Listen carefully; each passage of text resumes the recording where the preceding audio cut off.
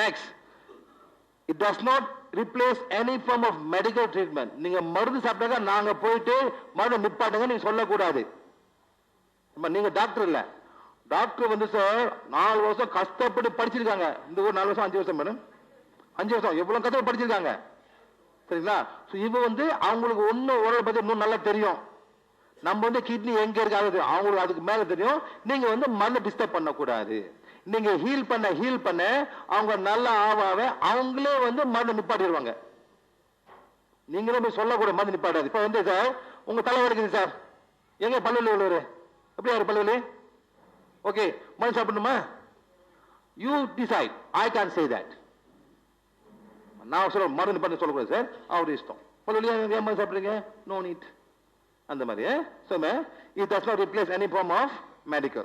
Next வந்துட்டு it complements all form of medical and other treatment. நீங்க acupuncture பண்றீங்களா நீங்க யோகா பண்ண என்ன வேணா பண்ணிக்கலாம். இது வந்து நம்ம யாரும் தொடாமல இது எனர்ஜி பண்ணால நீங்க என்ன வேணா பண்ணிக்கலாம்.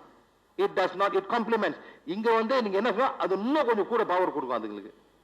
Next, prana healing should not interfere with any prescribed இந்த மருந்து சாப்பிடுன்னு சொல்லக்கூடாது நம்ம வேலையில ரைட்டா.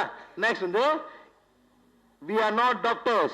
நம்ம வந்து டாக்டர் இல்ல. so always ask the patient to go and consult with doctor போய் பார்த்து நீங்க வாங்க திருப்பி. அவங்க வந்து ரத்த செக் பண்ணுவாங்க சுகர் செக் பண்ணுவாங்க பல மாதிரி செக் பண்ணுவாங்க செக் பண்ணிட்டு வாங்க அப்புறம் நாங்க வந்து திருப்பி செய்வோம்னு அந்த மாதிரி வரலாம். ஓகே. நெக்ஸ்ட் வந்துட்டு prana healing is provided at no cost. நாங்க யாருக்கு வந்து காசு சார்ஜ் பண்ணாம நாங்க கொடுக்குறோம். நாளைக்கு என்ன பண்ணுவோம் ஒரு பொட்டி வைப்போம்.